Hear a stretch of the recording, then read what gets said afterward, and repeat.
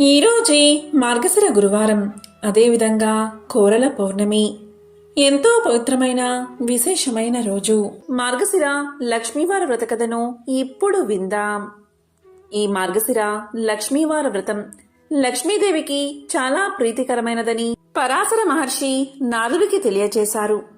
మార్గశిర నెలలో లక్ష్మీ పూజ చేసుకుని ఈ వ్రతాన్ని ఆచరించడం వల్ల రుణ సమస్యలు తొలగి శ్రేయస్సు, సంపద, ఆరోగ్యం కలుగుతాయని పురాణాలు చెబుతున్నాయి.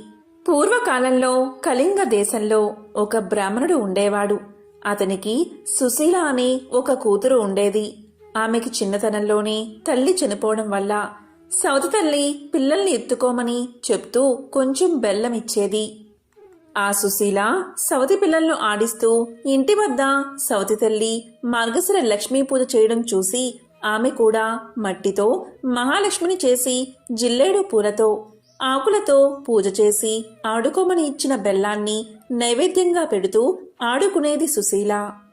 ఇలా సుశీల పెరిగి పెద్దదై యుక్త వయసుకు వచ్చింది. తరువాత కొన్ని రోజులకు ఆమెకు వివాహం జరిగింది. అత్తవారింటికి పోతూ తాను తయారు చేసుకున్న లక్ష్మీదేవి మట్టి బొమ్మను కూడా సుశీల వెంట తీసుకుపోయింది. ఆమెతో మహాలక్ష్మి కూడా వెళ్లిపోయింది. అందువల్ల అత్తవారింట ఆమెకు సకల సంపదలు కలిగాయి. పుట్టింట గర్భదరిద్రం దాపరించింది. సుశీల వెళ్లిన చోట మహా ఐశ్వర్యాన్ని అనుభవిస్తున్నారు. పుట్టింటి వారు కటిక దరిద్రులు అయిన సంగతి తెలుసుకున్న సుశీల ఎంతో బాధపడుతుంది. ఒకరోజు సుశీల పినతల్లి దరిద్రాన్ని భరించలేక కొడుకును పిలిచి ఇలా పలుకుతుంది. నాయనా, నీ అక్క సకల ఐశ్వర్యాలతో సుఖంగా ఉంది. నీవు నీ అక్క దగ్గరికి వెళ్లి మన అవస్థ గురించి తెలియచేసి కొంచెం ధనాన్ని ఇవ్వమని చెప్పి ఆ ధనాన్ని ఇంటికి తీసుకురా అని తెలియచేసింది తల్లి. ఇక సుశీల తమ్ముడు సుశీల ఇంటికి వెళ్లి వారి దరిద్రం గురించి తెలియచేశాడు. దరిద్రం గురించి తెలుసుకున్న సుశీల ఒక కర్రను దొలిపించి దాని నిండా వరహాలు పోసి తమ్ముడికి ఇచ్చింది. అతడు దాన్ని తీసుకువెళ్తూ దారిలో ఒక చెట్టుకు చేరవేసి కాలకృత్యాలు తీర్చుకుంటూ ఉన్నాడు. అంతలో ఆ త్రోవన పోయేవారు ఆ కర్రను తీసుకుపోయారు. అతడు వచ్చి కర్రను వెదకగా కర్ర దొరకలేదు. చేసేది లేక అతడు ఇంటికి పోయాడు. ఇంటికి వెళ్లిన కొడుకును తల్లి ఏమి తెచ్చావు అని అడగగా ఏమీ తేలేదని సమాధానం చెప్పాడు. మన దరిద్రం ఇంతే అని అనుకున్నారు వారిద్దరూ.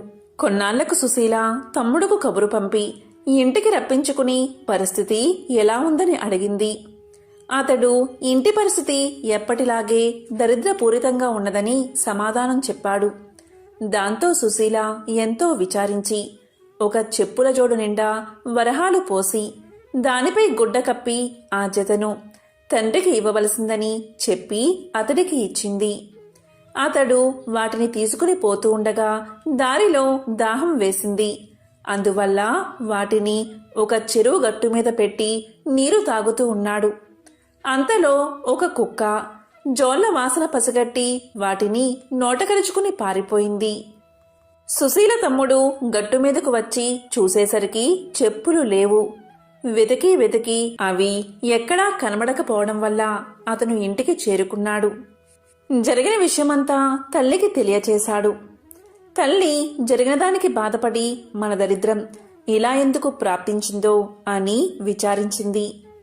మరి కొన్నాళ్లకు సుశీల తన తమ్ముణ్ణి రప్పించి అక్కడ పరిస్థితి ఎలా ఉంది అని అడిగింది. అతడు జోళ్లు పోయినవని చెప్తే అక్క కోపగించుకుంటుందని భయపడి ఆ సంగతి చెప్పకుండా అక్కడ పరిస్థితి ఎప్పటిలాగే ఉన్నదని తెలియచేశాడు. అప్పుడు సుశీల ఒక గుమ్మడికాయను తొలిపించి దాని నిండా వరహాలు పోసి తమ్ముడికి ఇచ్చింది. దానిని తీసుకుని వచ్చేటప్పుడు అతడు దానిని చెరువుగట్టు మీద పెట్టి నీటిలోకి దిగాడు. అప్పుడే ఆ త్రోవలో పోతున్న కోమటి అక్కడ గుమ్మడికాయ ఉండడం చూసి దాన్ని పట్టుకుపోయాడు. ఆ బ్రాహ్మణుడు చెరువుగట్టు మీద గుమ్మడికాయ కనిపించకపోవడం వల్ల ఇంటికి వెళ్లిపోయాడు. తల్లి ఏమి తెచ్చావు అని అడగగా జరిగిందంతా చెప్పాడు. తల్లి ఎంతో బాధపడింది. సుశీల కొంతకాలముండి పుట్టింటి సంగతులు తెలుసుకోవడానికి వెళ్లి మార్గశిర కనక మహాలక్ష్మి నోము పడితే వారి దరిద్రం తీరుతుందని తలచి తల్లిదండ్రులను తన ఇంటికి తీసుకువెళ్ళింది. ఒకరోజు ఆమె తల్లితో ఇలా పలికింది. అమ్మా, ఈవేళ మార్గశిర లక్ష్మీవారం కాబట్టి మనం నోము నోచుకోవాలి. నీవు ఎంగిలి పడకు అని చెప్పింది. దానికి తల్లి అలాగే అని పిల్లలకు చద్దన్నం పెడుతూ అలవాటు ప్రకారం ఒక ముద్దను నోట్లో వేసుకుంది. అంతలో కుమార్తె వచ్చి నోము నోచుకోవడానికి స్నానం చెయ్యమని పిలిచింది. అప్పుడు తల్లి సుశీలతో ఇలా చెప్పింది. అమ్మా సుశీల, పిల్లలకు చద్దన్నం పెడుతూ మర్చిపోయి ఒక ముద్ద నోట్లో వేసుకున్నాను అని చెప్పింది. అది విన్న సుశీల ఎంతో బాధపడి తాను మాత్రమే నోము నోచుకుంది. అంతలో 2వ లక్ష్మీవారం వచ్చింది. అప్పుడు సుశీల తల్లి దగ్గరకు చేరుకుని, అమ్మా, ఈ వారమైనా జాగ్రత్తగా ఉండమని చెప్పింది. అది విన్న తల్లి, నేనేమైనా చిన్న పిల్లనా, నేను జాగ్రత్తగా ఉంటానని చెప్పి పిల్లలకు తలంటి నీళ్లు పోస్తూ నూనె గిన్నెలో మిగిలిపోయిన నూనెను తలకు రాసుకుంది. అప్పుడు సుశీల వచ్చి తల్లిని నోము నోచుకోవడానికి స్నానం చెయ్యమని చెప్పింది. అప్పుడు తల్లి మర్చిపోయి తలకు నూనె రాసుకున్న సంగతి తెలియచేసింది. అయ్యో, ఈ వారం కూడా వృధాగా పోయింది కదా అనుకుని సుశీల మాత్రం నోము నోచుకుంది. తరువాత 3వ లక్ష్మీవారం వచ్చింది. అప్పుడు సుశీల తల్లితో, అమ్మా, ఈ వారమైనా జాగ్రత్తగా ఉండు, నోము నోచుకో అని గట్టిగా చెప్పింది. తల్లి అలాగే చేస్తానని చెప్పి పిల్లలకు తలదువ్వుతూ తాను కూడా తలదువ్వుకుంది. అంతలో కుమార్తె వచ్చి తల్లిని స్నానానికి రమ్మని పిలిచింది. అప్పుడు తల్లి ఇలా చెప్పింది. మరిచిపోయి తలదువ్వుకున్న సంగతి తెలియచేసింది. అది విని దరిద్రులను బాగు చేయడం మానవులకు సాధ్యం కాదు అనుకుని సుశీల తానే నోము నోచుకుంది. మరికొన్ని రోజులలో 4వ లక్ష్మీవారం వచ్చింది. సుశీల ఈ వారమైనా తల్లి చేత నోమును నోపించాలని పట్టుదలతో ఆమెను ఒక గోతిలో కూర్చోబెట్టి పైన బల్లను మోతేసి తాను పనులు చేసుకుంటూ ఉంది. ఇంతలో పిల్లలు అక్కడున్న అరటి పళ్లను తిని వాటిపై తొక్కలను బల్ల సందు నుండి గోతిలో పడేశారు. అందులో ఉన్న తల్లి దురదృష్టవంతురాలు అవడం వల్ల ఆ తొక్కలు తిన్నది. అంతలో కుమార్తె వచ్చి మీదనున్న బల్ల తీసి ఆ తల్లిని స్నానానికి రమ్మని పిలవగా తాను అరటిపళ్ళ తొక్కలు తిన్న సంగతి తెలియచేసింది. దీంతో సుశీల ఎంతో విచారించి తానే నోము నోచుకుంది. తరువాత 5వ మార్గశిర గురువారం రానే వచ్చింది. అప్పుడు సుశీల తన తల్లి తన చెంగుకు ముడేసుకుని తన వెంట ఆమెను తిప్పుకుంటూ పనులన్నీ ముగించుకున్న తర్వాత ఆమెకు కూడా స్నానం చేయించి నోము నోపించింది. కూతురు పూర్ణపు కుడుములు నైవేద్యం పెట్టినప్పుడు మహాలక్ష్మీదేవి స్వీకరించి తల్లి పెట్టినప్పుడు మాత్రం స్వీకరించలేదు.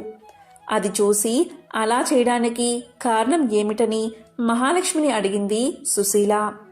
అందుకు మహాలక్ష్మీదేవి ఇలా పలికింది.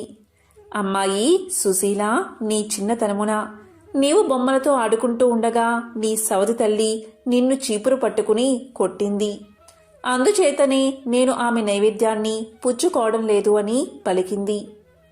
అప్పుడా సుశీల తల్లి ఆమె తప్పు క్షమించి నైవేద్యాన్ని స్వీకరించి వారికి భోగభాగ్యాలు కలిగేటట్లు ఆశీర్వదించమని ప్రార్థించింది. దీంతో మహాలక్ష్మి ప్రసన్నురాలై తల్లి కూతుళ్లను దీవించింది. తరువాత సుశీల ఆమె తల్లిచే యథావిధిగా నోము నోపించి నోము పట్టిన మొదటి వారం పులగాన్ని, 2వ వారం క్షీరాన్నాన్ని, 3వ వారం ముద్ద కుడుములను, 4వ వారం పరమాన్నాన్ని నైవేద్యంగా పెట్టించి పుష్యమాసపు లక్ష్మీవారం నాడు పూర్ణపు కుడుములను సమారాధనకు పెట్టించి నోమును పూర్తి చేయించింది. తరువాత ఆమె పుట్టింటవారు దరిద్ర విముక్తులై ధనధాన్యాలతో తులతూగుతూ ఉన్నారు. ఈ మార్గశిర లక్ష్మీవార వ్రత పూజా విధానం దీపావళి లక్ష్మీ పూజ, వరలక్ష్మీ పూజ వలె ఉన్నప్పటికీ అమ్మవారికి సమర్పించే నైవేద్యం వైవిధ్యమైనది. మార్గశిర నెలలో వచ్చే అన్ని గురువారాల్లో ఉదయమే నిద్రలేచి ఇల్లు శుభ్రం చేసి తలస్నానం చేయాలి. ప్రత్యేకించి పూజ ముగిసే వరకు తలకు నూనె రాసుకోవడం, దువ్వుకోవడం చేయరాదు. చక్కగా అలంకరించబడిన లక్ష్మీ అమ్మవారి యొక్క చిత్రపటానికి లేదా చిన్న విగ్రహాన్ని పూజకు సిద్ధం చేసుకుని పువ్వులతో అందంగా అలంకరించాలి. ముందుగా గణపతికి ప్రథమ పూజ చేయాలి. తరువాత లక్ష్మీ అమ్మవారికి అదాంగా షోడశోపచార పూజ, అష్టోత్తర పూజను చేయాలి. నెల రోజులు ప్రతి గురువారం ప్రత్యేక నైవేద్యాన్ని సమర్పించాలి. ఈ మార్గశిర లక్ష్మీ పూజ కథ చదువుకుని అక్షింతలు శిరస్సుపై ధరించాలి. లక్ష్మీ పూజ మార్గశిర నెలలో అన్ని గురువారాలు చేస్తారు. కేవలం 4 గురువారాలు మాత్రమే మార్గశిర మాసంలో ఉంటాయి. కానీ ఈ లక్ష్మీ పూజ పుష్యమాసంలో వచ్చే మొదటి గురువారం రోజు కూడా తప్పనిసరిగా చెయ్యాలి. ఇదే ఇక్కడి విశేషం. ఈరోజే మార్గశిర పౌర్ణమి. ఈ మార్గశిర పౌర్ణమినే కోరల పున్నమి అని కూడా పిలుస్తారు. ఈరోజే దత్తాత్రేయ జయంతి కూడా. మరి ఎంతో విశేషమైన ఈ కోరల పున్నమి రోజు ఈ కథను వింటే చాలు, జన్మల పాపాలు తొలగిపోతాయి.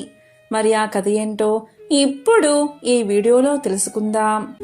పూర్వం ఒక గ్రామంలో మాధవ శర్మ, అంబిక అనే దంపతులు ఉండేవారు. ఆ దంపతులకు శ్రీపాద వల్లభుడి వరం వల్ల నరసింహ సరస్వతి జన్మించాడు. తన కుమారుడు పుట్టిన వెంటనే అందరూ పిల్లలు పుట్టగానే ఏడుస్తున్నట్లు ఏడవకుండా ఓంకారాన్ని ఉచ్చరించడం చూసి ఆ తల్లిదండ్రులు ఎంతగానో ఆశ్చర్యపోయారు. ఇక జ్యోతిష్కులు ఆ బాలుడి జాతక చక్రాన్ని చూసి ఈ పిల్లవాడు భవిష్యత్తులో జగద్గురువు అవుతాడని, ధర్మ ఉద్ధరణ చేస్తాడని, ఈ పురుష శ్రేష్ఠుడి వల్ల మీ వంశం యావత్తు తరుస్తుందని చెప్పారు. దీంతో ఆ తల్లిదండ్రులు ఆ పిల్లవాడికి నరహరి అనే నామకరణం చేశారు. నరహరి అంటే నరులలో శ్రేష్టమైన వాడు అని అర్థం. తన దగ్గర పిల్లవాడికి సరిపోయే పాలు లేకపోవడం చూసి ఒక ఆవును కాని మేకను కాని ఏర్పాటు చేయమని అంబిక తన భర్తతో చెబుతూ ఉంది. వెంటనే ఆ పిల్లవాడు తన తల్లి వక్షోజాలను కిలకిలా నవ్వుతూ తాకాడు. వెంటనే వాటి నుంచి పాలు ధారాపాతంగా స్రవించాయి. ఈ అద్భుత లీలను చూసిన తల్లిదండ్రులు ఇది అందరికీ తెలిస్తే దిష్టి తగులుతుందని భయపడి ఎవరికీ చెప్పలేదు. పిల్లవాడికి 7 ఏళ్లు వచ్చాయి. అయినా ప్రణవం తప్ప ఏ మాట పలికేవాడు కాదు. దీంతో తల్లిదండ్రులు పిల్లవాడికి మాటలు రావాలని ఎన్నో విధాలా ప్రయత్నించారు. కానీ లాభం లేకపోయింది. దీంతో వాళ్ళు కలత చెంది ఎంతగానో విచారిస్తూ ఉంటే నరహరి తన దగ్గర ఉన్న ఒక ఇనుప వస్తువును తాకాడు. వెంటనే అది సువర్ణంగా మారిపోయింది. ఆ లీలా పరార్థమేమిటో వాళ్ళు గ్రహించలేక మరికొన్ని ఇనుప వస్తువులను పిల్లవాడి చేతికి అందించారు. అవన్నీ కూడా బంగారంగా మారిపోయాయి. ఇది చూసి తమ పిల్లవాడు మామూలు పిల్లవాడు కాదని, ఏ సిద్ధ పురుషుడో ఇలా మాకు పుత్రుడై జన్మించాడని వాళ్ళు భావించినప్పటికీ అతను మాట్లాడలేకపోవడం చూసి చాలా దిగులు పడుతూ ఉండేవారు. ఒకరోజు తల్లి అతడిని దగ్గరకు తీసుకుని ఇలా పలికింది. నాయనా, నీవు ఎప్పుడు మాట్లాడుతావురా? నీ ముద్దు మాటలు వినే భాగ్యం మాకు లేదా తండ్రి అంటూ కన్నీళ్లు పెట్టుకుంది. ఇక నరహరి చేత్తో సైగలు చేస్తూ తనకు ఉపనయనమై యజ్ఞోపవీతం ధరించి గాయత్రి మంత్రం ఉపదేశం అయిన తర్వాత వెంటనే మాట్లాడతానని తెలియచేశాడు. ఇక తల్లిదండ్రులు పరమానంద భరితులై తక్షణం కుమారుడికి ఉపనయనం చెయ్యాలని సంకల్పించి ఒక మంచి ముహూర్తం నిర్ణయించి అందరికీ ఆహ్వానాలు పంపారు. మాటలు రాని ఆ పిల్లవాడు గాయత్రి మంత్రాన్ని ఏం ఉచ్చరిస్తాడు? మోగవాడికి ఉపనయనం ఏమిటి, వీళ్ల పిచ్చి కాకపోతే అని అంతా విడ్డూరంగా చెప్పుకున్నారు. ఇక ఉపనయన సందర్భంలో తండ్రి అయిన మాధవశర్మ ఉపదేశించిన గాయత్రి మంత్రాన్ని నరహరి పలకడం చూసి అంతా ఆశ్చర్యపోయారు. ఇక తల్లిదండ్రులకైతే వాళ్ల ఆనందానికి హద్దులే లేవు. ఉపనయనంలో ప్రథమంగా మాతృమూర్తి భిక్ష ఇవ్వడం విధి కాబట్టి అంబిక కుమారుడి దగ్గరకు పోయి నాయనా భిక్ష అడుగు అని పలికింది. వెంటనే నరహరి ఋగ్వేదంలోని ప్రథమ మంత్రాన్ని పఠించి భిక్ష యాచించాడు. ఇక తల్లి మొదటి భిక్ష పెట్టింది. తర్వాత నరహరి రెండవసారి యజుర్వేదంలోని 2వ మంత్రాన్ని చదివి భిక్ష అర్థించాడు. ఇక 3వసారి సామవేద మంత్రాన్ని చదివాడు. ఇక ఉపనయనానికి వచ్చిన వారందరూ ఎంతగానో ఆశ్చర్యపోయారు.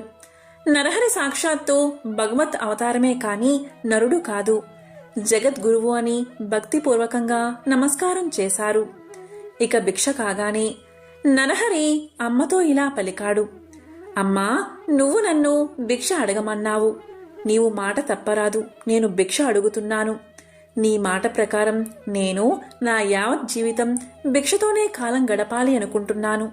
సన్యాసం స్వీకరించడానికి అనుమతి ఇవ్వు తల్లి అని కోరాడు. ఇన్నాళ్ళు మూగగా ఉండి అకస్మాత్తుగా మాట్లాడుతున్న పుత్రుడి ముద్దు మాటలు వింటూ ఆనందంతో తేలిపోతున్న ఆ తల్లిదండ్రులకు నరహరి మాటలు కర్ణ కఠోరంగా వినిపించాయి. దుఃఖం కట్టలు తెంచుకుంది. నాయనా, మాకు నువ్వు ఒక్కడవే ఒకానొక కుమారుడివి. నువ్వు ఇల్లు విడిచిపోతే మాకు ఇంక దిక్కెవరు తండ్రి? మేం బతికేది ఎలాగరా నాయనా అంటూ ఆ బాలుణ్ణి కౌగలించుకుని వాళ్ళు ఏడవడం మొదలుపెట్టారు. అప్పుడు నరహరి తల్లిని చూసి, అమ్మా, ధర్మరక్షణ కోసం నేను ఈ భూమిపై అవతరించాను. మున్ముందు నీకు 4 పుత్రులు జన్మిస్తారు. వాళ్ళు మిమ్మల్ని ఎంతో భక్తిగా సేవించి వంశాన్ని ఉద్ధరిస్తారు. పూర్వజన్మలో నీవు శివార్చన చేసిన ఫలితంగా నన్ను పుత్రుడిగా పొందావు అని చెప్పి ఆమెకు పూర్వజన్మ స్మృతి కలిగేటట్లు చేశాడు నరహరి. ఇక ఆమె తన పుత్రుడే శ్రీపాద వల్లభుడు అని గ్రహించింది. అతని పాదాలపై వాలింది. ఇక నరహరి ఆమెను లేవనెత్తి, అమ్మా, నాకు తీర్థాటనకై అనుమతి ఇవ్వు అని కోరాడు. దానికి ఆమె ఇలా అంటుంది, నాయనా, నాకు 4 కుమారులు కలుగుతారు అన్నావు. ఒక కుమారుడు కలిగేంత వరకైనా నీవు మా వద్ద ఉండు అని పలికింది. దానికి నరహరి ఇలా అన్నాడు, అలాగేనమ్మా, ఒకడు కాదు, 2 కలిగేంత వరకు నేను నీ దగ్గరే ఉంటాను. ఆ తర్వాత మీరు నాకు సన్యసించడానికి అనుమతి ఇవ్వాలి అన్నాడు. అందుకు తల్లిదండ్రులు అంగీకరించారు. ఇలా 1 సంవత్సరం గడిచింది. అంబిక గర్భాన్ని ధరించి 2 కవల పిల్లను కన్నది. అప్పుడు నరహరి తల్లిని చూసి, అమ్మా, నీ కోరిక నెరవేరింది కదా, ఇంకా నీకు 2 పుత్రులు జన్మిస్తారు. ఆ తరువాత 1 కూతురు జన్మిస్తుంది. అందరూ పూర్ణ ఆయుష్తో ఉంటారు. నేను నా మాట నిలుపుకున్నాను. ఇక నీవు సంతోషంగా నాకు అనుమతి ఇవ్వవచ్చు. 30 సంవత్సరాల తర్వాత మీకు మరలా నా దర్శనం లభిస్తుంది అని చెప్పి తల్లిదండ్రుల అనుమతి తీసుకుని బదరీనారాయణుని దర్శనార్థం బయలుదేరాడు. ఇక బదరీనారాయణుణ్ణి దర్శించిన తర్వాత కాశీకి వచ్చాడు. అక్కడ ఆయన చేసే యోగాభ్యాసం, తపస్సు చూసి అక్కడ ఉన్న వాళ్ళంతా ఆశ్చర్యపోయారు. అక్కడ ఉన్న సన్యాసుల్లో మహాజ్ఞాని అనిపించుకున్న కృష్ణ సరస్వతి అనే వృద్ధ తపస్వి నరహరిని చూసి ఆయన భగవత్ అవతారమని గ్రహించి సన్యాసం ఇవ్వాలని సంకల్పించాడు. నరహరి ఆ మహాత్ముని వద్ద సశాస్త్రీయంగా శాస్త్రము దీక్ష స్వీకరించాడు. గురుదేవుడైన కృష్ణ సరస్వతి ఆయనకు నరసింహ సరస్వతి అనే యోగా పట్టా బహుకరించి తన జన్మ ధన్యమైందని భావించాడు. కాశీపట్టణంలో అనేకులు ఆయనకు శిష్యులు అయ్యారు. అక్కడ్నుంచి శిష్య సమూహంగా గంగాసాగర క్షేత్రానికి వచ్చి అక్కడ్నుంచి ప్రయాగ తీర్థానికి వచ్చాడు. ఆ ప్రదేశంలో మాధవుడు అనే బ్రాహ్మణుడికి సన్యాస దీక్ష ఇచ్చాడు. చాలామంది శిష్యులు ఉన్నప్పటికీ నరసింహ సరస్వతికి ఈ మాధవ సరస్వతిపై ప్రీతి ఎక్కువగా ఉండేది. ఇక స్వామివారి శిష్యుల్లో ప్రధానమైన వాళ్ళు 7. వారెవరంటే బాల సరస్వతి, కృష్ణ సరస్వతి, ఉపేంద్ర సరస్వతి, మాధవ సరస్వతి, సదానంద సరస్వతి, జ్ఞాన సరస్వతి, సిద్ధ సరస్వతి. ఈ సిద్ధ సరస్వతి గురుచరిత్రను నామతారకుడికి చెప్పడం జరిగింది. ఇక ఉత్తర దేశమంతా తిరిగి నరసింహ సరస్వతి దక్షిణ దేశానికి వచ్చి తీర్థయాత్ర చేస్తూ తన సొంత ఊరు అయిన కరంజ నగరానికి చేరుకున్నాడు. అక్కడ తల్లిదండ్రులను, తమ్ముళ్లను, చెల్లెను ఆనందింపచేశాడు. అక్కడి బ్రాహ్మణులంతా నరసింహ సరస్వతి స్వామిని తమ తమ ఇళ్లకు ఆహ్వానించగా ఒకే సమయంలో అందరి ఇళ్లకు పోయి అందరినీ ఆశ్చర్యపరిచాడు. చెల్లెలైన రత్న తన భూత భవిష్యత్తులను చెప్పమని కోరగా వాటిని తెలిపి, పూర్వజన్మలో నీవు గోవును కర్రతో కొట్టిన పాపం వల్ల ఈ జన్మలో నీకు కుష్ఠరోగం వస్తుంది. అప్పుడు నా దర్శనం మరలా నీకు లభిస్తుంది. ఆ రోగం వచ్చిన వెంటనే గంధర్వ నగరానికి నీవు వచ్చి భీమనాథుడి తీరానికి దక్షిణంగా ఉన్న పాప వినాశన తీర్థంలో స్నానం చేయగాని ఆ రోగం నశించి నీవు మామూలు స్థితికి రాగలవు అని చెప్పి అక్కడ్నుంచి నాసికా త్రయంబానికి ప్రయాణమై చేరుకున్నాడు. అక్కడ్నుంచి మాధవారణ్యకం చేరుకున్నాడు. అక్కడ్నుంచి నరసింహ భక్తుడైన మాధవాయతికి నరసింహస్వామిగా దర్శనమిచ్చి ఆయన్ని సంతృప్తిపరిచాడు. గోదావరిలో ప్రాణత్యాగం చేసుకోబోతున్న బ్రాహ్మణుణ్ణి కాపాడి ఆయన యొక్క ఉదరశూల పోగొట్టాడు. సాయం దేవుడి భక్తికి మెచ్చుకుని శిష్యుడిగా స్వీకరించి 15 సంవత్సరాల తర్వాత మరలా తన దర్శనం లభిస్తుందని వరాన్ని ప్రసాదించాడు. ఇక తన దగ్గర ఉన్న శిష్యులందరినీ తీర్థయాత్రలు చేయవలసిందిగా ఆజ్ఞాపించి వారందరినీ పంపించి సిద్ధుడు అనే శిష్యుణ్ణి మాత్రం తోడుగా తీసుకుని వైద్యనాథం పోయి అక్కడ 1 సంవత్సరం నివసించాడు. ఆ తర్వాత ఔదంబర క్షేత్రానికి వచ్చి హస్త స్మర్శ మాత్రం చేతనే మూర్ఖ బ్రాహ్మణుడికి జ్ఞానం కలిగేటట్లు చేశాడు. ఆ తర్వాత అమరాపురానికి పోయి అక్కడ 12 ఏళ్లు ఉన్నాడు. ఆ పొలంలోని పేద బ్రాహ్మణుడి ఇంటికి భిక్షకు పోయి వాళ్ళ పెరట్లో ఉన్న తుమ్మ చుట్టూ తీగ పీకి దాని పాదులో నిధి ఉండేటట్లు చేసి ఆ బ్రాహ్మణుడి దారిద్రాన్ని పోగొట్టాడు. ఈ విధంగా నరసింహ సరస్వతి చూపిన లీలలకు లెక్కే లేదు. ఎంతో విశేషమైన ఈ రోజు ఈ కథను వింటే చాలు ఆ మహానుభావుడి సంపూర్ణ అనుగ్రహం మీకు లభిస్తుంది. కోరల పౌర్ణమిని నరక పౌర్ణమి అని పిలుస్తారు. ఈ రోజు యమధర్మరాజును ఆరాధిస్తారు. అదేవిధంగా ఈరోజు చంద్రుణ్ణి కూడా ఆరాధించాలని పురాణాలు చెబుతున్నాయి. కార్తీక పౌర్ణమి నుంచి మార్గశిర పౌర్ణమి వరకు యమధర్మరాజు కోరలు తెరుచుకుని ఉంటాడు. కాబట్టి ఈ రోజుతో ఏవైనా అనారోగ్య సమస్యలు ఉంటే అవి తొలగిపోతాయి. దానికి కృతజ్ఞతగా యమధర్మరాజును ఈరోజు పూజిస్తారు. అదేవిధంగా ఈరోజు కోరల అమ్మవారిని కూడా పూజిస్తారు. ఇంతకీ కోరల అమ్మవారు ఎవరు అంటే చిత్రగుప్తుడి చెల్లెలు. ఈమె కూడా గ్రామ దేవత. యమలోకంలో చిత్రగుప్తుని పాప పుణ్యాల నివేదిక ప్రకారం యమధర్మరాజు జీవులకు శిక్షలు వేస్తాడు. కాబట్టి ఎప్పటికప్పుడు లెక్కించి వాటిని అంటే పాపపుణ్యాలను మనిషి చేసిన పాపపుణ్యాలను ఎప్పటికప్పుడు లెక్కించి వాటిని యమధర్మరాజుకు చేరవేస్తాడు చిత్రగుప్తుడు. ఈ విధంగా జీవుడు చేసే పాపాలకు శిక్ష వేసే క్రమంలో చిత్రగుప్తుడి పాత్ర ప్రధానమైనదని చెప్పవచ్చు. జీవుడు చేసిన పాప పుణ్యాలు కర్మల ముందుగా చిత్రగుప్తుడికే తెలుస్తాయి. తరువాతే అది యమధర్మరాజుకు చేరుకుంటుంది. పురాణాల వివరణ ప్రకారం మార్గశిర పౌర్ణమి రోజు చిత్రగుప్తుడు తన చెల్లెలు అయిన కోరల అమ్మవారి ఇంటికి వస్తాడు. ఇలా తన అన్నయ్య ఇంటికి రావడంతో చెల్లెలు ఎంతో ఆనందంతో ఘనమైన వంటలు చేసి విందు ఏర్పాటు చేస్తుంది. చెల్లెలు తనను ఎంతో ప్రేమగా చూసినప్పుడు చిత్రగుప్తుడు చెల్లెల్ని ఆశీర్వదిస్తూ మార్గశిర పౌర్ణమి రోజు ఎవరైతే నిన్ను పూజిస్తారో అంటే కోరల అమ్మవారిని పూజిస్తారో వారికి నరక బాధలు అపమృత్యు దోషాలు తొలగిపోతాయని వారి పాపాలు తొలగిస్తాను అని తన చెల్లెలు అయిన కోరల అమ్మవారికి చిత్రగుప్తుడు వరాన్ని ప్రసాదిస్తాడు. చిత్రగుప్తుడిపై గల అభిమానంతో ఆయన మాట నెరవేరేలా తాను కూడా సహకరిస్తానని యమధర్మరాజు మాట ఇస్తాడు.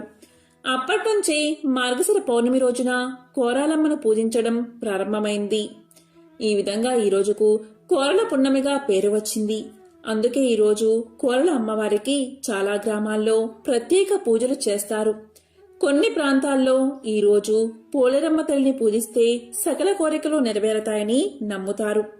పూర్వపు రోజుల్లో ఈ రోజును పెద్ద పండుగగా జరిపేవారు. కోరలమ్మకు మినప రొట్టెను నైవేద్యంగా సమర్పించేవారు.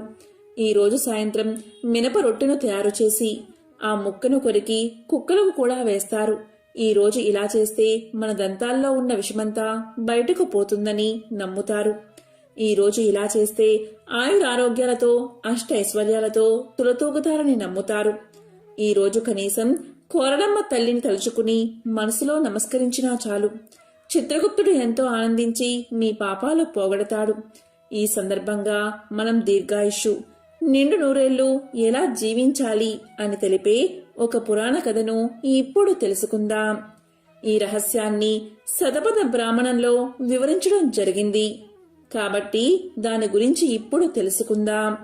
పూర్వకాలంలో ఒకసారి సృష్టిలోని ప్రాణులన్నీ దేవతలతో కలిసి బ్రహ్మ వద్దకు చేరుకున్నాయి. తాము ఎలా జీవించాలో ఆ రహస్యాన్ని తెలపమని కోరుకున్నాయి. అదంతా చూసిన బ్రహ్మ ఇలా పలికాడు, దేవతలారా, మీకు యజ్ఞమే ఆధారం కాబట్టి యజ్ఞాన్ని హవిస్సును హారంగా స్వీకరించండి.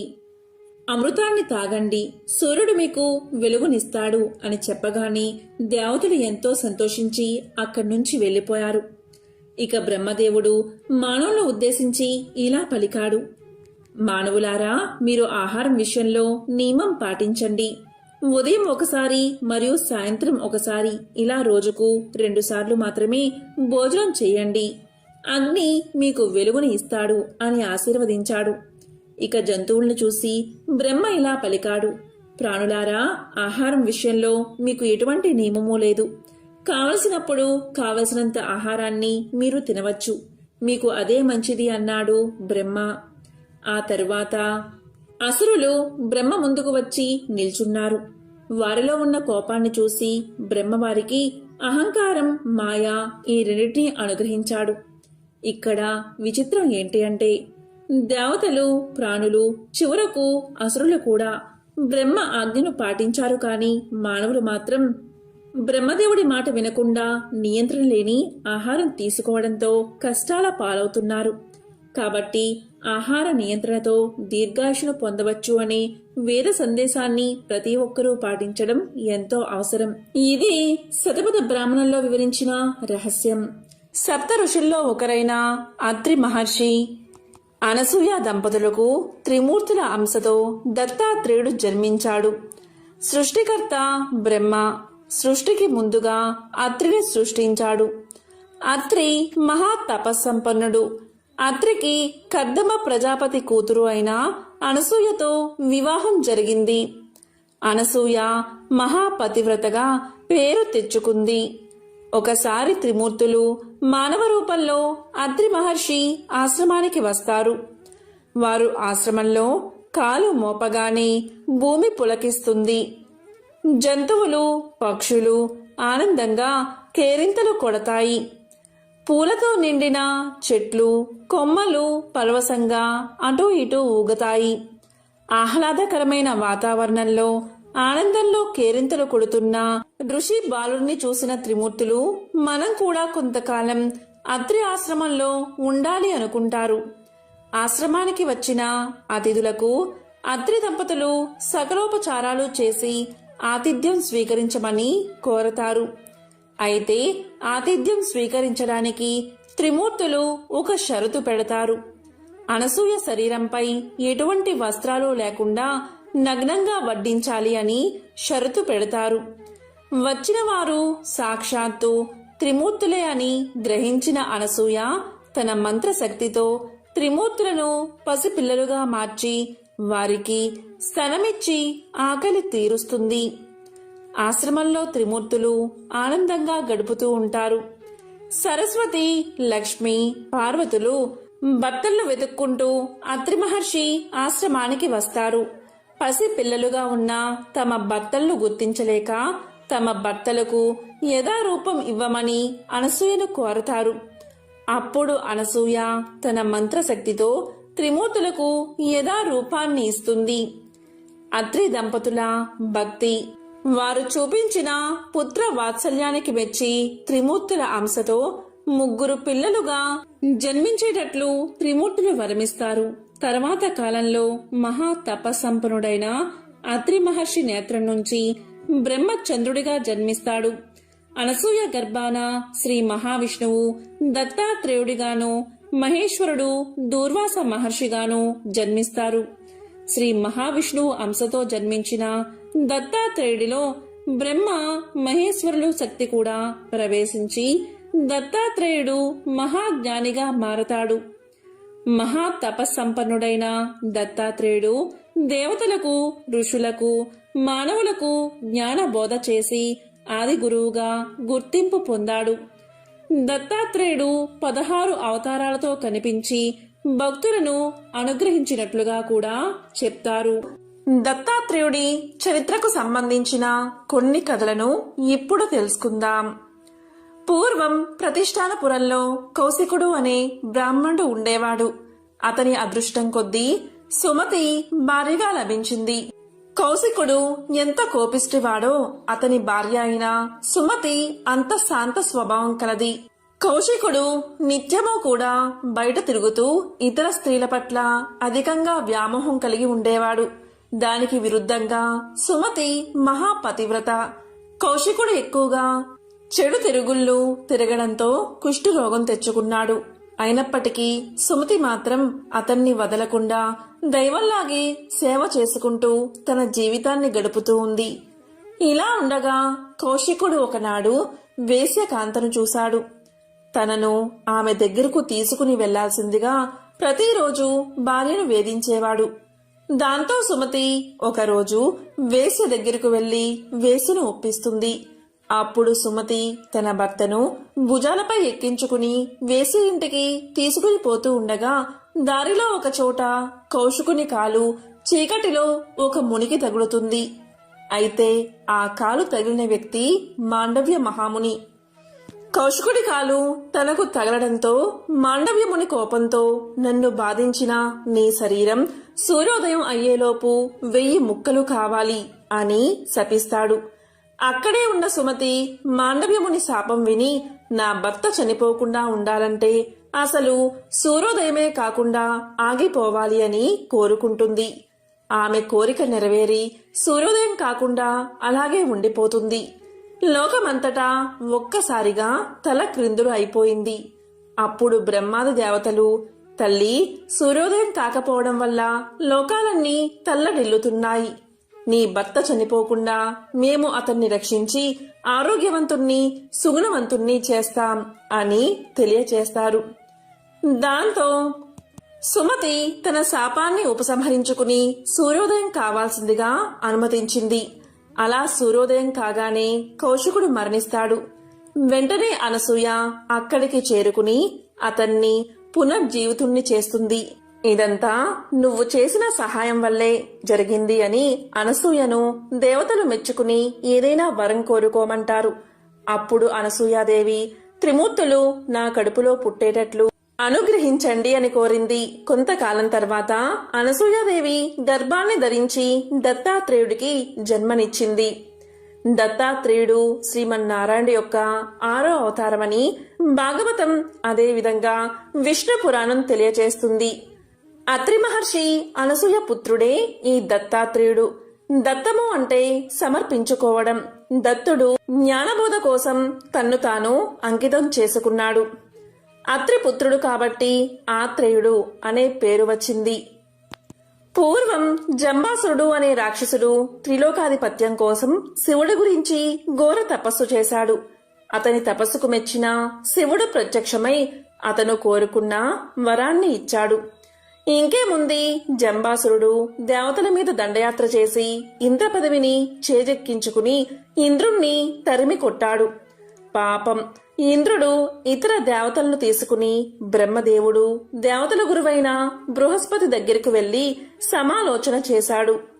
వారు దగ్గర్లో సహ్యాది పర్వతం పైన ఉన్న దత్తాత్రేయుణ్ణి శరణు వేడమని, ఆయన తప్ప ఇంద్రుని ఆపద తీర్చేవారెవరూ లేరని సలహా ఇస్తారు. ఇంద్రుడు వారి సలహాపై దత్తాత్రేయుణ్ణి శరణు వేడుతాడు. దత్తాత్రేయుడు చిత్ర విచిత్రంగా ప్రవర్తిస్తాడు. అసలు ఇంద్రుణ్ణి గుర్తుపట్టినట్లు ఉంటాడు. ఇంద్రుడు అతన్ని పరిపరి విధాలా ప్రార్థించి, నువ్వు తప్ప వేరే గతి లేదంటే చివరికి కరుణించి తన నిజ స్వరూపాన్ని చూపిస్తాడు దత్తాత్రేయుడు. ఇంద్రుడి ప్రార్థన ఆలకించి ఉపాయం చెబుతాడు దత్తాత్రేయుడు. నువ్వు దేవతలతో సహా వెళ్లి జంబాసురుణ్ణి నా ఆశ్రమం దగ్గరకు తీసుకురమ్మంటాడు. దత్తాత్రేయుని ఆజ్ఞ ప్రకారం ఇంద్రుడు తన సైన్యంతో సహా వెళ్లి జంబాసురునితో యుద్ధం చేస్తున్నట్లు నటిస్తూ వెనక్కి నడుస్తూ దత్తాత్రేయుని ఆశ్రమం దగ్గరకు తీసుకొస్తాడు. యుద్ధం చేస్తూ ముందుకు వస్తున్న జంబాసురుడు దత్తాత్రేయుడి పక్కన ఉన్న ఆయన భార్య అయిన అనగాదేవిని చూస్తాడు. ఆమె అమోఘ సౌందర్యం చూసి మోహిస్తాడు జంబాసురుడు. ఆమెను తనతో తీసుకువెళ్లాలని ప్రయత్నిస్తాడు. అనగాదేవి భర్త వంక చూస్తుంది. దత్తాత్రేయుడు వెళ్ళమని సైగ చేస్తాడు. అప్పుడు అనగాదేవి జంబాసురుడికి ఒక షరతు పెడుతుంది. నాకు నీ శిరస్సుపై నాట్యం చెయ్యాలని ఉంది. అలా నాట్యం చెయ్యనిస్తే వస్తాను అని చెబుతుంది. జంబాసురుడు అంత అద్భుత సౌందర్య రాశి. తన శిరస్సుపై నాట్యం చేయడానికి సంతోషంగా అంగీకరిస్తాడు. అనగాదేవి జంబాసురుని శిరస్సుపై నాట్యం చేస్తూ ఉండగా ఆ తన్మయత్వంలో, ఆ మత్తులో జంబాసుడి సైన్యాన్ని సురసేనలు అంటే దేవతా సైన్యాలు దునుమాడుతాయి. నాట్యమైన ఆ పరాకులోనే ఉన్న జంబాసురుణ్ణి ఇంద్రుడు సంహరిస్తాడు.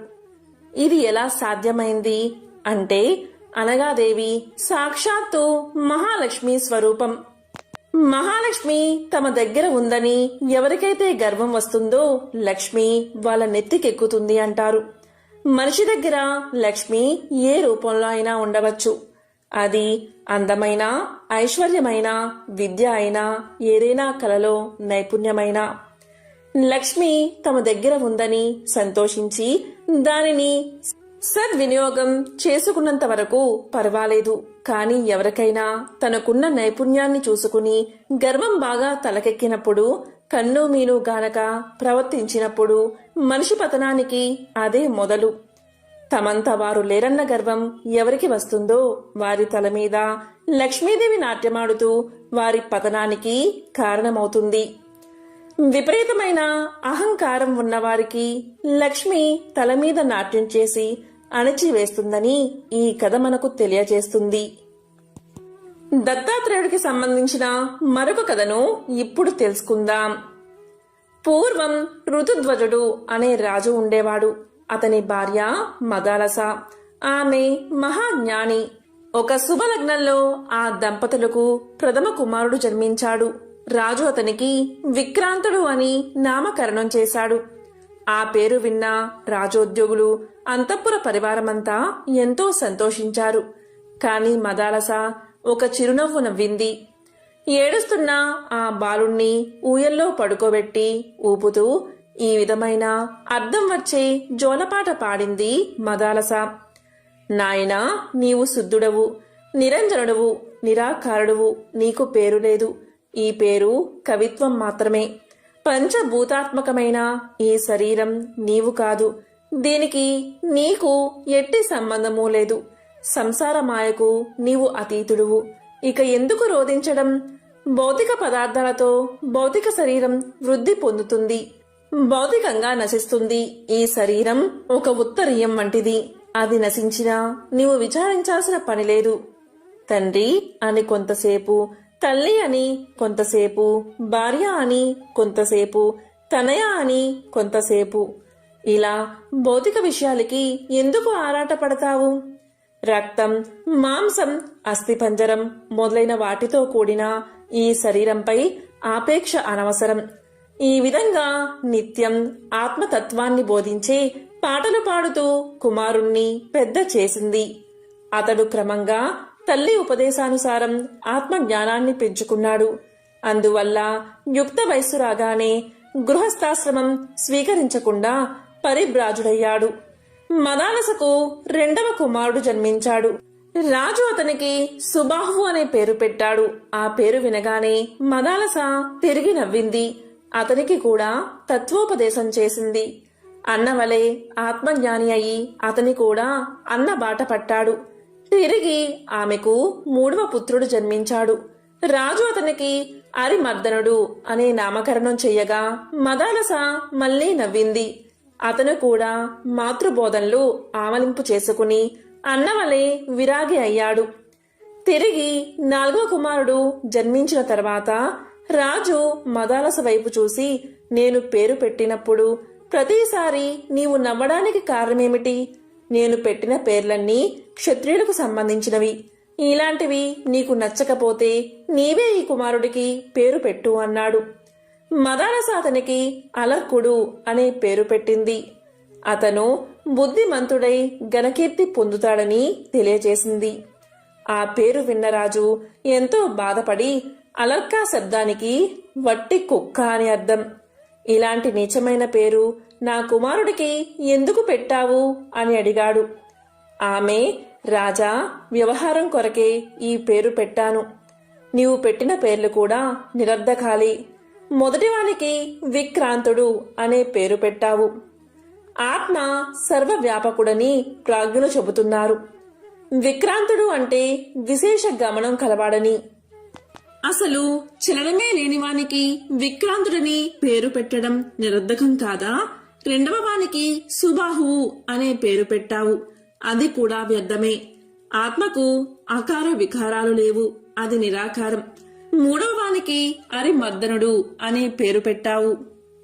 ఈ పేర్లన్నీ వ్యవహారికం కొరకే, కాబట్టి అలర్కుడు అని పేరు పెడితే వచ్చే నష్టమేమిటి అని పలికింది మదాలస.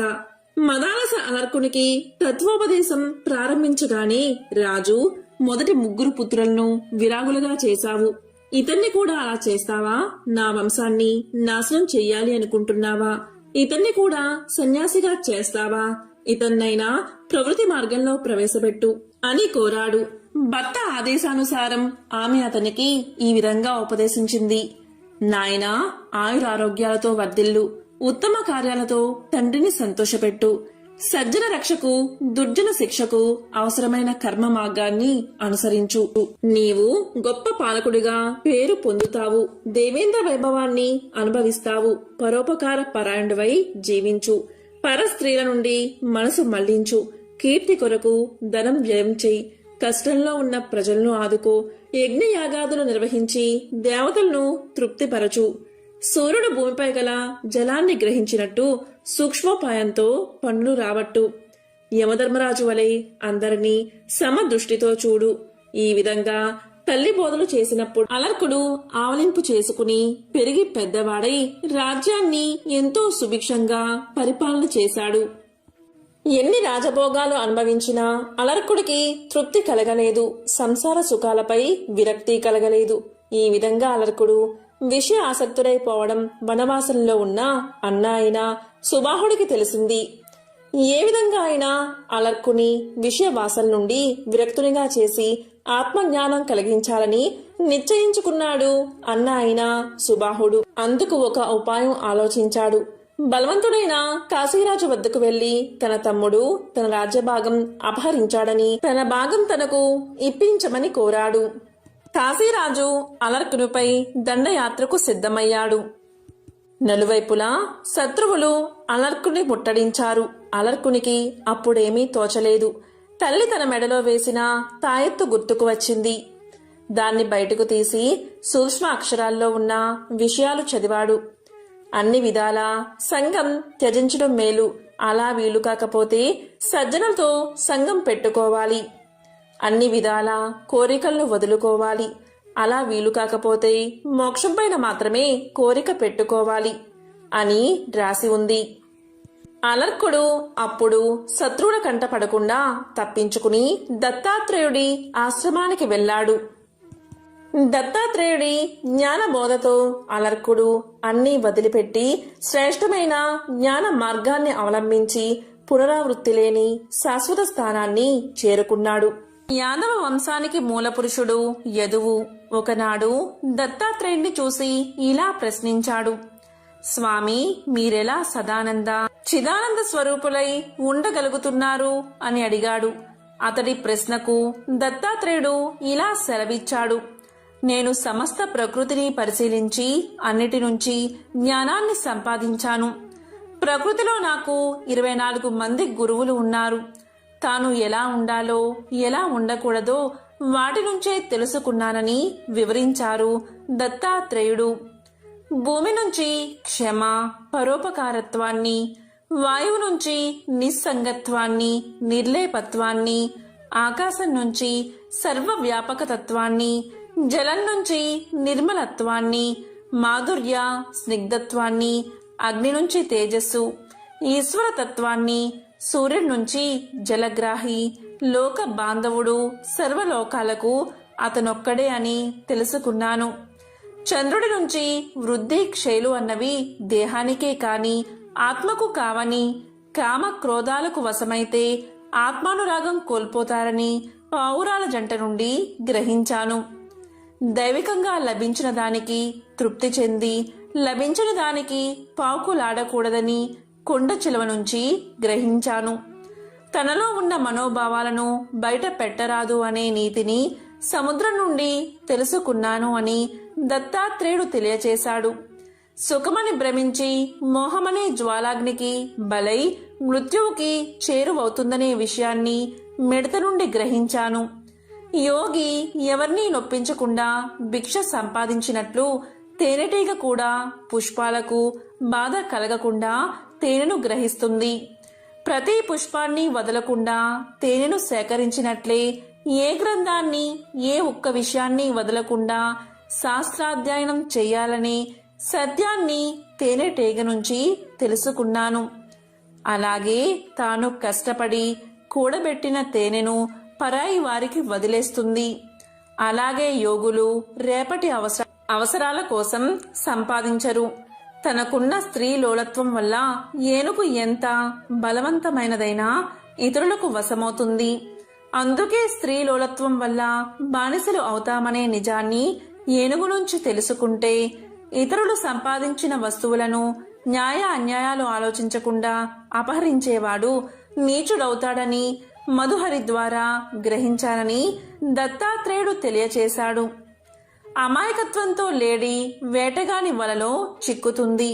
అందుకే అమాయకత్వం కూడదని, దాని ద్వారా జిహ్వా చాపల్యం ఎంతటి చేటు చేస్తుందో ఎరకు చిక్కిన చేప వల్ల భౌతిక వాంఛలు ధనాసకు లొంగి కాలాన్ని సమయాన్ని దుర్వినియోగం చేసుకోకూడదని ఒక వేశ్య జీవితం ద్వారా తెలుసుకున్నాను అని దత్తాత్రేయుడు తెలియచేశాడు.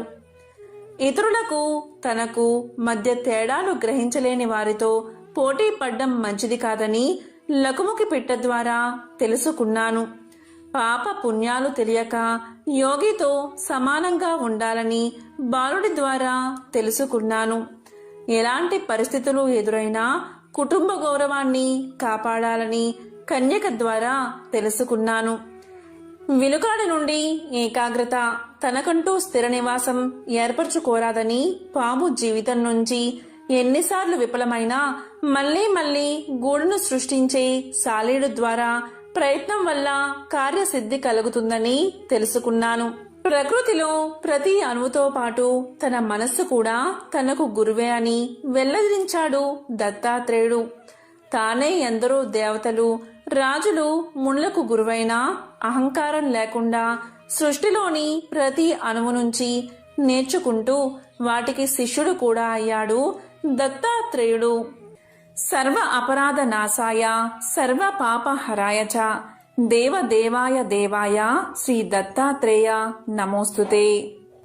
కర్మను తిరస్కరించేవాడికి, సమస్త పాపాలను నశింపచేసేవాడికి నేను నమస్కారం చేస్తున్నాను. నేను దేవతలందరికీ నమస్కారం చేస్తున్నాను.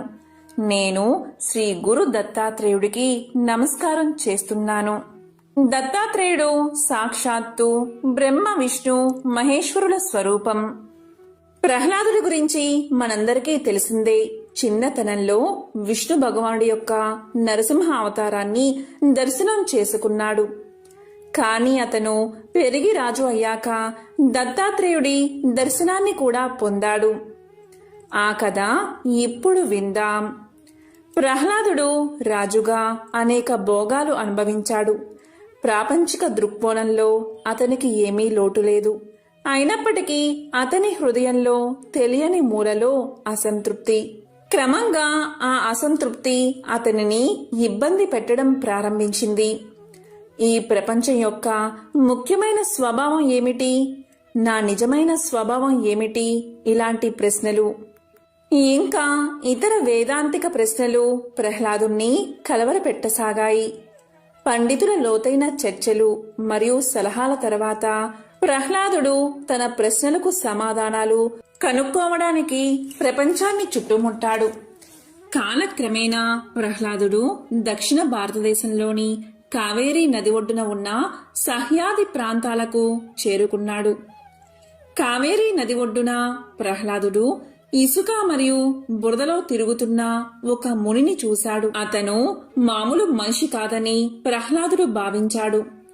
వెంటనే ఆ మహర్షి దగ్గరకు వెళ్లి వినయంతో ఆయనకు సాష్టాంగ నమస్కారం చేశాడు. మర్యాదగా ఇలా పలికాడు ప్రహ్లాదుడు. మునీంద్ర, నాకు ఒక సందేహం ఉంది. దయచేసి వినండి.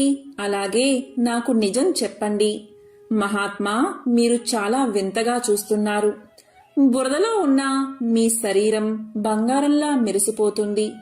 మీ శరీరం చాలా మృదువుగా, అలాగే హృదయపూర్వకంగా ఉంది. దీనికి కారణం ఏమిటి? మీలో కొన్ని ప్రత్యేక లక్షణాలు కూడా ఉన్నాయి. మీరు చాలా తక్కువ మాట్లాడతారు. కొందరు మీ రూపాన్ని చూసి తిడతారు. మరికొందరు మిమ్మల్ని ప్రశంసిస్తూ మీ ముందు సాష్టాంగ పడతారు. కానీ మీరు రెండిటి పట్ల చాలా ఉదాసీనంగా కనిపిస్తారు. మీరు మొదటి వారిని తిట్టరు లేదా రెండో వారిని ప్రశంసించరు. మీ ప్రవర్తన లోక విధానానికి విరుద్ధం. మీరు ధర్మ నియమాలకు కూడా కట్టుబడి ఉన్నట్లు కనిపించడం లేదు. దయచేసి నాకు నిజాన్ని బోధించండి అని అడిగాడు ప్రహ్లాదుడు. అప్పుడు ఆ ఋషి ఇలా పలికాడు. ప్రహ్లాద, ధర్మం అధర్మం అనే ఆలోచన లేకుండా జంతువులు, పక్షులు, క్రిమి కీటకాలు ఇలాంటివి పూర్వం అసంఖ్యాక జన్మలు తీసుకున్నాను. అటువంటి జన్మలన్నిటినీ నేను వర్ణించను. అయితే ఇలాంటి జన్మలన్నిటిలో మానవ జన్మ గొప్పదని నేను ఒక్కటి చెప్పగలను. మానవ జన్మ శాశ్వతమైన ఆనందానికి మరియు శాశ్వతమైన బాధలకు కూడా ద్వారం. ఎంపిక మనదే. ఈ లోకంలో పాపాలు చేయడం వల్ల తక్కువ జన్మలు వస్తాయి మరియు పుణ్యకర్మలు చేయడం వల్ల ఆత్మ సాక్షాత్కారం కలుగుతుంది. అంతేకాదు, పుణ్యకార్యాలు చేస్తే మనిషి ఆనందంతో జీవిస్తాడు. మనుషులను పాపాలు చేసేలా చేస్తుంది ఈ ప్రపంచం. కాబట్టి ప్రాపంచిక సుఖాల పట్ల ఆకర్షితులు అవ్వకూడదు. అలాగే పాపాలు శాశ్వతమైన బాధల ద్వారాన్ని తెరుస్తాయి.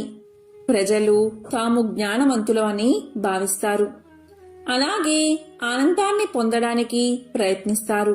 కానీ వారు తమలో ఉన్న ఆనందాన్ని గుర్తించడంలో విఫలం అవుతారు. అలాగే వారు అసత్యమైన, భయానకమైన సంసార చక్రంలో చిక్కుకుంటున్నారు. ప్రహ్లాద, ఈ జీవితంలో అన్ని రోజులు ఒకేలా ఉండవు. ఒక రోజు డబ్బు, అలాగే కీర్తి వస్తుంది. మరొక రోజు అది పోతుంది.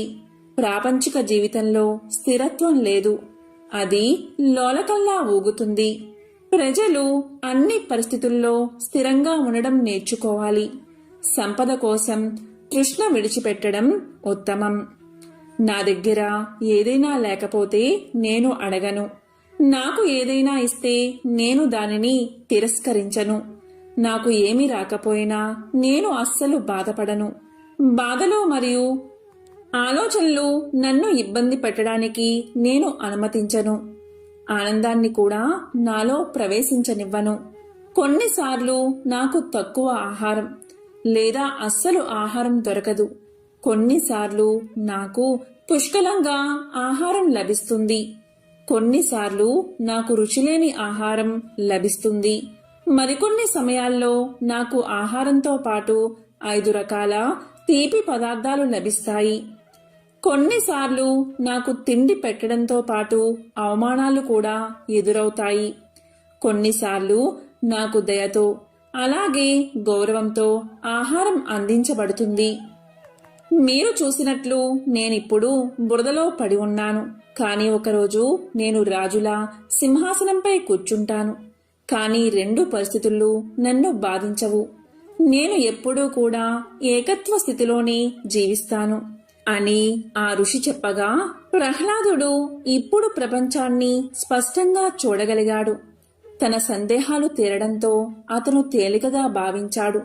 కళ్ళు మూసుకుని మహర్షికి నమస్కరించాడు. అతను నెమ్మదిగా కళ్ళు తెరిచినప్పుడు అతని ముఖంలో మధురమైన చిరునవ్వుతో భగవాన్ దత్తాత్రేయుడు సాక్షాత్కరించాడు.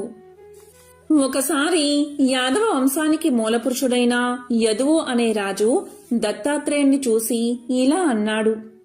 స్వామి, మీరు ఎలా సదానంద చిదానంద స్వరూపులై ఉండగలుగుతున్నారు అని అడిగాడు. అప్పుడు దత్తాత్రేయుల వారు ఇలా సమాధానం చెప్పారు.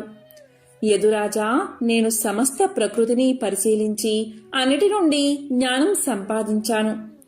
వాటి గురించి చెప్తాను, శ్రద్ధగా విను. ప్రకృతిలో నాకు 24 మంది గురువులున్నారు. కొన్నిటి నుండి ఎలా ఉండాలో తెలుసుకున్నాను, కొన్నిటి నుండి ఎలా ఉండకూడదో తెలుసుకున్నాను. ఆ విధంగా తానే స్వయంగా దేవతలు, రాజులు, మహర్షులకి ఎందరికో గురువైనప్పటికీ అహంకారం లేకుండా సృష్టిలోని ప్రతి అణువు నుండి నేర్చుకుంటూ శిష్యుడు కూడా అయ్యాడు దత్తాత్రేయుడు. ఈ జగత్తుకి, ప్రకృతికి తానే గురువైనా కూడా మనందరిలో జ్ఞానమనే జ్యోతిని వెలిగించడానికి జగద్గురువైన దత్తాత్రేయ స్వామి ప్రకృతిలోని 24 తత్వాలను తన గురువులుగా ప్రకటించుకున్నాడు. అవి ఏంటి అంటే, మొదటిది గురువు. దత్తాత్రేయుడు తాను భూదేవి నుంచి ఓర్పు వహించడం కర్తవ్య నిర్వహణా ధర్మం. కార్యనిర్వహణలో ఎన్ని కష్టనష్టాలు వచ్చినా ఓర్చుకుని నిలబడ్డం, తన ధర్మం తాను తప్పకపోవడం, ఇలాంటి ఎన్నో విషయాలను తాను గ్రహించాను అన్నాడు. భూదేవి కన్నా ఓర్పు ఈ విశ్వంలో ఎవరికి ఉంటుంది? మానవుడు దుర్మార్గుడు. ఎన్ని అకృత్యాలకు పాల్పడినా ఓర్పు వహించి భరించేదే భూమాత. భూమిపై ఉండే వృక్షాలులాగా ఇతరులకు ఎలా ఉపయోగపడాలో నేర్చుకోవాలి అన్నాడు దత్తాత్రేయుడు. రెండవది వాయువు. గాలి మనకు పవిత్రత, వాసన లేని గుణం, అంటే ఎలాంటి విపరీత భావాలు లేకపోవడం, అందరితో తొందరగా కలిసిపోవడం లాంటి ఎన్నో గుణాలు నేర్పుతుంది. అందుకే మన మనసుని సాధ్యమైనంత వరకు మన అదుపులో పెట్టుకుని పరమాత్మ వైపు నడిపించే ప్రయత్నం చెయ్యాలి. ఇక మూడవది ఆకాశం. విశ్వాన్ని అంతా కప్పి ఉంచే ఆకాశం అంతటా వ్యాపించి ఉంది. ఎలా అయితే ఆకాశంలో ఎలాంటి పదార్థం ఉండకుండా పూర్తి ఖాళీగా ఉంటుందో, అలాగే ఒక జ్ఞాని తన ప్రవచనాల్లో కూడా ఎలాంటి భావాలను ఉంచుకోకూడదని చెప్పాడు దత్తాత్రేయుడు. నాలుగవది జలం, అంటే నీరు. ఋషి లేదా జ్ఞాని జలం లాంటివాడు, జ్ఞాని నీరుగా స్వచ్ఛమైన మనసు కలవాడు. ఇక ఐదవది అగ్ని. అగ్ని సమస్తాన్ని కబలించి ఆహారంగా స్వీకరిస్తుంది. అపవిత్ర పదార్థాలను స్వీకరించినా కాని తాను మాత్రం పవిత్రంగానే ఉంటుంది. అలాగే మనం కూడా సమస్తమైన జ్ఞానాన్ని నేర్చుకోవాలి, కాని మనం అపవిత్రులం కాకూడదు. ఇక ఆరవది చంద్రుడు, ఏడవది సూర్యుడు, ఎనిమిదవది పావురం, తొమ్మిదవది కొండ చిలువ, 10వది తేనెటీగ, 11వది ఎలుగుబంటి, 12వది రాబందు, 13వది సముద్రం, 14వది మినుగురు పురుగు, 15వది ఏనుగు, 16వది జింక, 17వది చేప, 18వది వేశ్య, 19వది పసిపిల్లవాడు. ఇక 20వది కన్యా, 21వది పాము, 22వది లోహపు పసివాడు, 23వది సాలె పురుగు, 24వది గొంగలి పురుగు. ఇలా ఈ 24 గురువుల దగ్గర నుంచి మంచి చెడులు అనేవి నేర్చుకున్నాను అని దత్తాత్రేయుడు యాదవరాజుకు తెలియజేశాడు. సర్వరోగ నివారణ దత్తమంత్రం. నమస్తే భగవన్ దేవ దత్తాత్రేయ జగత్ప్రభో, సర్వరోగ ప్రశమనం కురు శాంతిం ప్రయచ్చమే. సర్వపాప నివారణ దత్త మంత్రం. అత్రిపుత్రో మహాతేజ దత్తాత్రేయో మహాముని, తస్య స్మరణ మాత్రేన సర్వపాపై ప్రముచ్యతే. ఈ మంత్రాలను పఠిస్తే చాలు సర్వపాపాలు నివృత్తి అవుతాయి, అలాగే దరిద్రం దూరమవుతుంది. ఎంతో పవిత్రమైన విశేషమైన ఈరోజు ఈ కథను విన్నా, చదివినా, చెప్పినా, వినిపించినా జన్మల పాపాలు తొలగిపోతాయి. కోటి జన్మల మహాపుణ్యం మీకు కలుగుతుంది. ఓం నమః శివాయ. ఓం నమో నారాయణాయ. ఓం శ్రీ గురు దత్తాత్రేయ స్వామినే నమః.